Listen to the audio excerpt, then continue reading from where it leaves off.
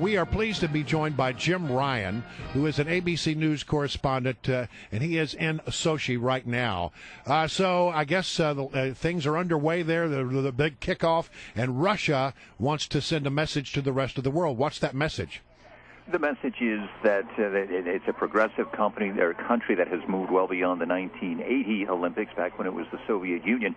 That's, I think, what they're trying to portray themselves out. We'll see an address from Vladimir Putin. About 40,000 people will be at the Fish Arena for this big opening event.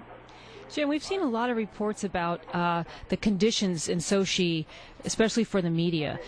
Missing hotel lobbies, toilets that are not usable, drinking water that's turning yellow, open manholes. Can you give us a report about that? Is it as bad as it sounds? Well, I mean, those may be isolated incidents. That's what the Russians have been saying. I understand, according to, at least to the IOC, that about 3% of the hotel rooms had some problems like those. They're magnified, of course, when they end up on Twitter, and pictures are flashing all over the world. But, they've tried their best to accommodate the media, the athletes, the families, and visitors to the city, providing about 24,000 hotel rooms altogether before now. And they're hoping that they get those problems fixed before these people check in, and at least before they go home and take those images home with them. Well, what about you? Did you run into any problems? No, not at all. I mean, the room is small. My room is small. It's got 2 little beds in it, but it's clean, and the people are nice there, and the water is fine to drink.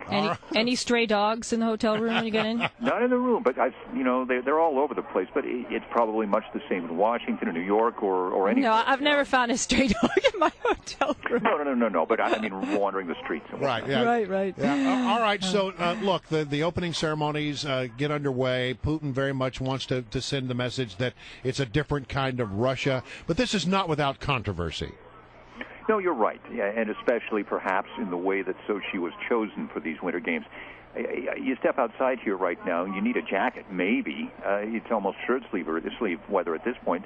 Fairly warm. It's going to be the warmest place that the Winter Olympics have ever been held. Go up into the mountains where the ski events are being held at 3,000 or 3,500 feet, and there is snow up there, although much of it is manufactured, and it's been saved up since December. But there are questions about that, questions about how the $50 billion was spent. That's more than all Winter Olympics have cost in the past combined.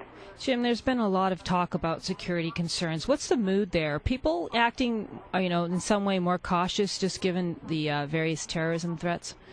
I think they are, and certainly the Russians have been, Susan. They've got police everywhere you look.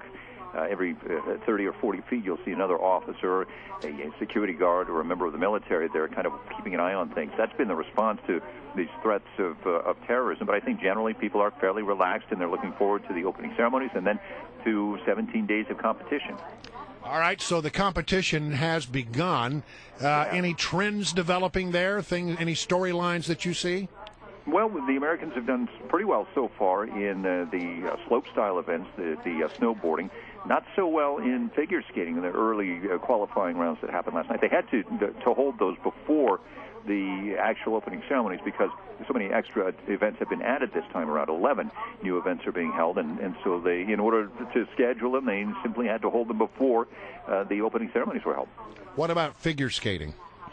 Figure skating, we saw some of that last night. And again, in the singles and in the pairs, they may qualify. They're getting, it's close there. I think that they score generally at about 5th, and if they are not in the top 10, you could be looking at going home without any medals at all. All right, so I'm really surprised because after all this stuff we've talked about, they're not quite ready for prime time. There have been all those reports that hotels were still under construction, and then there have been all these concerns about security. It's very interesting to hear from somebody who's on the inside who says, you know what, not so much in my experience. No, you're right, and my hotel's quite nice. They're right on the beach. Not too far from where I am now, and of course the athletes and everybody else have to take the train up to the Krasnodar Polyanya where the ski events are being held. So it's sort of spread out, but again, I mean, overall the impression that I've had has been very positive. What was the ring of security like? There's supposedly a really tough perimeter that's going to keep the place safe. Did you go through that, and what was it like? Well, I think it's figurative as much as anything else. Within this Olympic Park is where you're going to see so much security. It's literally boots on the ground.